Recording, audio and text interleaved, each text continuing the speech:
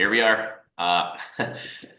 This is the Toronto Sun, sorry. Feds expect 4.9 million with expiring visas to voluntarily leave Canada.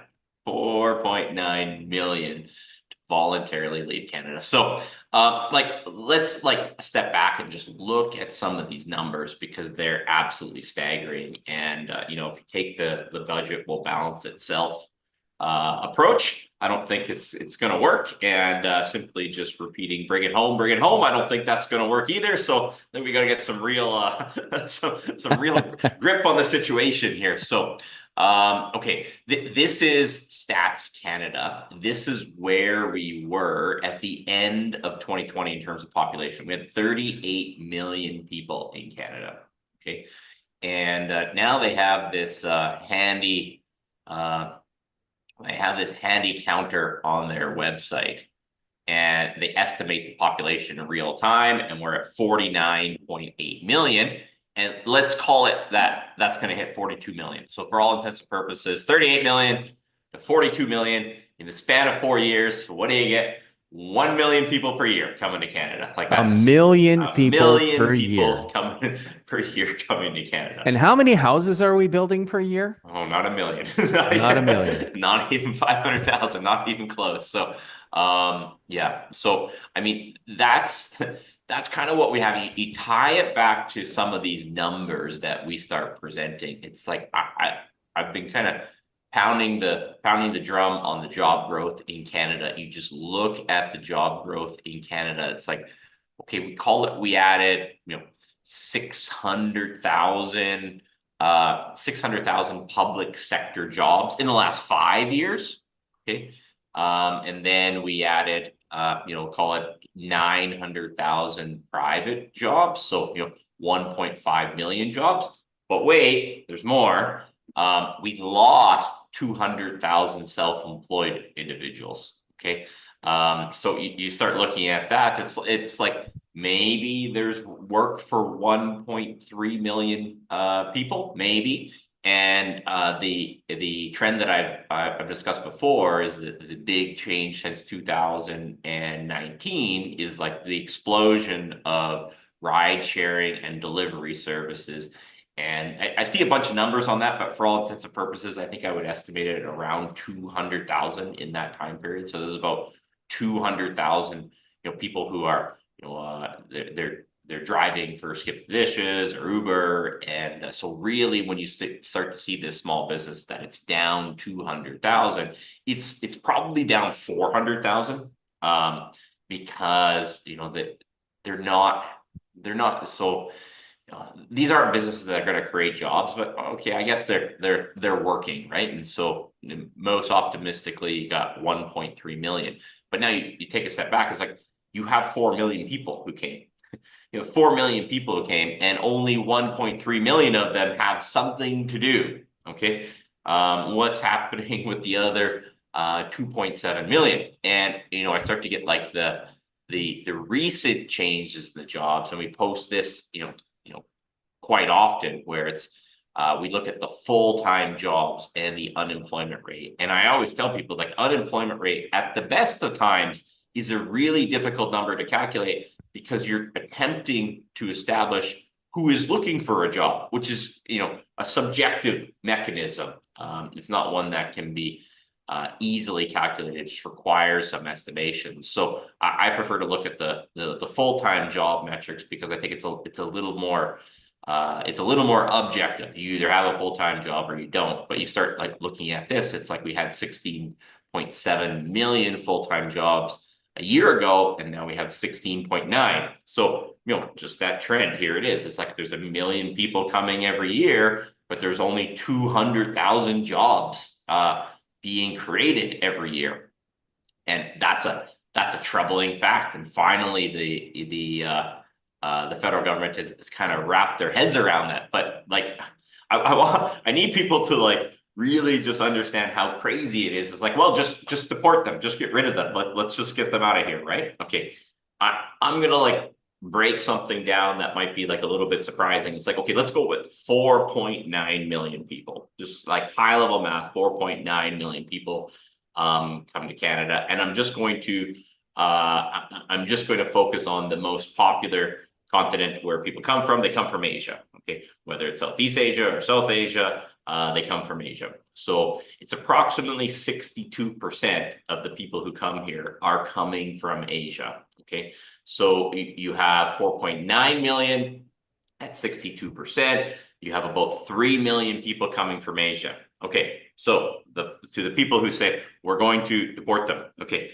let me break down the hilarity and the math of getting them out. Like, are they going to leave voluntarily? Okay, let's just say they're going to leave voluntarily. There's about 140 flights every week out of Canada going to Asia. About 140 flights per week.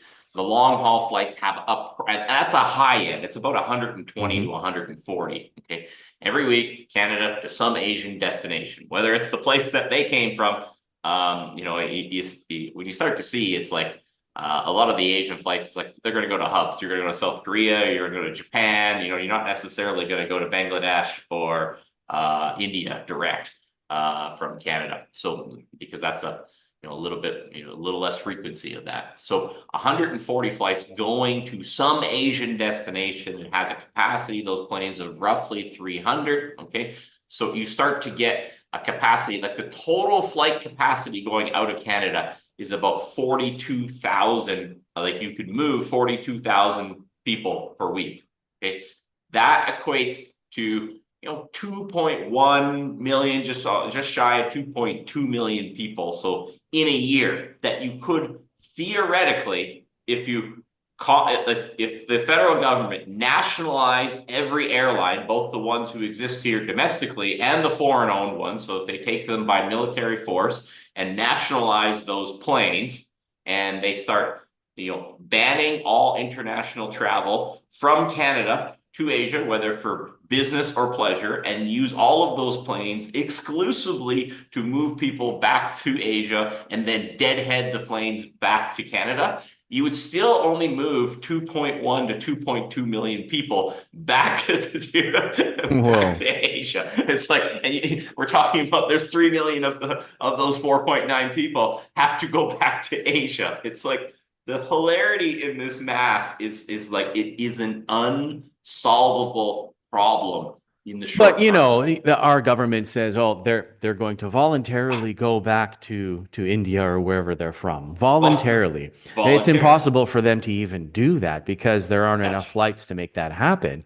And if there aren't enough jobs, okay, for these people, because obviously by the stats and the numbers, there aren't enough jobs, where are they getting their money from? They're on government assistance. Am I wrong? That's one area. Yes, government assistance is one area, and I believe the federal government is now seeking additional funding for this assistance. And in reality, you see the opposition is like, I haven't heard them articulate a plan on how to solve it. Like I know they're telling us there is a plan, which is an improvement than saying there is no problem.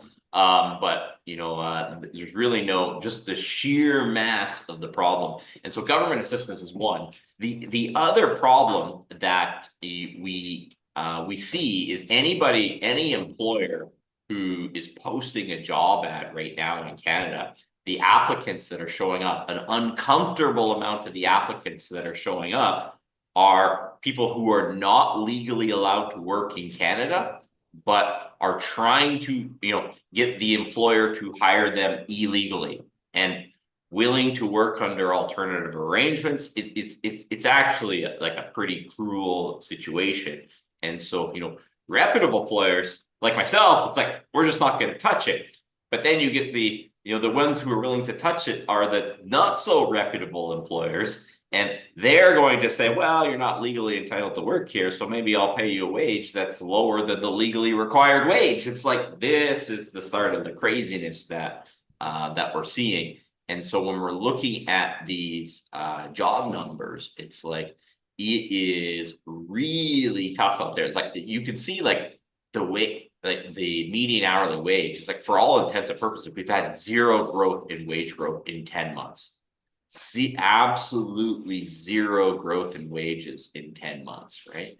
And I think if you start extrapolating that out further, it's like you're going to see continued downward pressure on those wages. It's like, why? It's because some employers, they're not willing to pay that higher wage because like they're going to hire someone potentially even illegally at a lower wage, and it's really messing with the labor numbers. So when you start to get these unemployment numbers, it's like almost certainly they're higher because you have the same government who is saying that 4.9 million people are going to leave voluntarily are supposedly reputable in their calculation of telling you how many people are actually looking for work in Canada.